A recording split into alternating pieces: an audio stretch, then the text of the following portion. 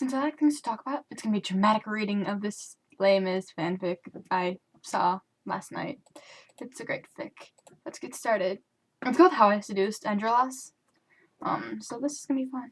Andros! Grandner exclaimed manfully, striding into the cafe on one dreary and altogether disappointing morning. He paused abruptly when he reached Androlos's speechifying table, silenced by the sheer beauty of Androlos, as happened very frequently. Androlos looked up, pinned him to the wall with his glittering, icy, saint-just-like eyes, which were glittering like ice in the sunlight which seemed to exist only around Androlos. He glared. "What is it?" he said, in his gloriously musical, yet still manly, voice. "I'm sick of the way you treat me," Granaire exclaimed, hammering on the table with one of his rugged, yet strangely attractive fists. "The way I treat you?" Androlos asked, his beautiful face the perfect expression of a classical and Greek, but not like that, ew, beauty and confusion. "You are terribly cruel to me. You crush my fragile heart with your wonderfully polished and expensive boots, which I note you have neglected to polish today. Every time you say something like Granaire, stop taking your clothes off in public." "Surely you must realize how this hurts me," Granaire said, a tear coming to his eye. He fell to his knees, overcome with emotion.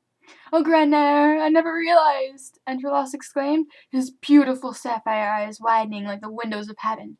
"I never meant to hurt you. I was only treating you badly to hide the way I feel about you. If only you knew how painful it was for me to deride you in public so frequently." He now next to Granaire, reminiscent of a painting Granaire had once seen of Saint Martin, kneeling to give half his clothes to the beggar, only much more attractive. Granaire gazed into his beautiful blue eyes, which glittered like the sky in the morning, and were now filling with crystalline tears. "I've lain awake for years, dreaming of this moment," Granaire sobbed, overcome with emotion again.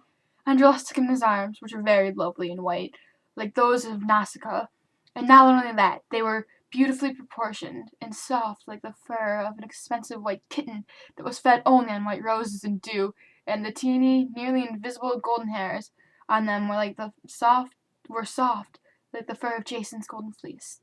And his gorgeous hands were broad yet excessively shaped, like those of Beauclerc's shepherdesses, with delicate fingernails which might have been shaped from rose quartz, and stroked his greasy and unworthy, yet still very manly, hair.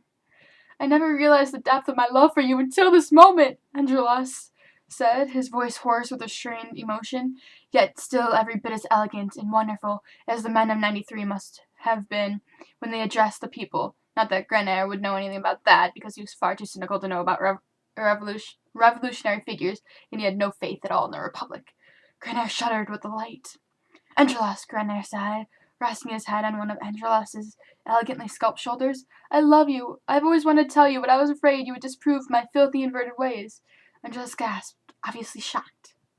"I can never disapprove of those. After all, sodomy was decriminalized under the glorious Republic," Androlos exclaimed, his soft, ultramarine eyes filling with more diamond-like tears, both at the thought of sodomy and the Republic, which glistened at the light of the afternoon sun, like the wings of the cherubim, the scary kind, not the little cute ones. He leaned in gracefully, despite the fact that he was still kneeling on the floor, and kissed Granaire, his soft amaranth-colored lips brushing against Granaire's absinthe-stained ones. Granaire recoiled.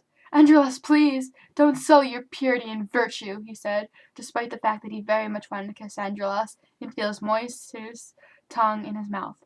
"Nonsense!" Androlos snapped, his eyebrows furrowing into an extremely noble and masculine fashion, the wrinkles from which were complex and beautiful hieroglyphics from an exotic land. "Men are born and remain free and equal in rights." "Well, I suppose, if you really think so," Granaire said. "I do," Androlos said, suddenly deciding to kiss him again, this time pardoning his silken lips to thrust his extremely well-shaped, rose-colored tongue into Granaire's mouth.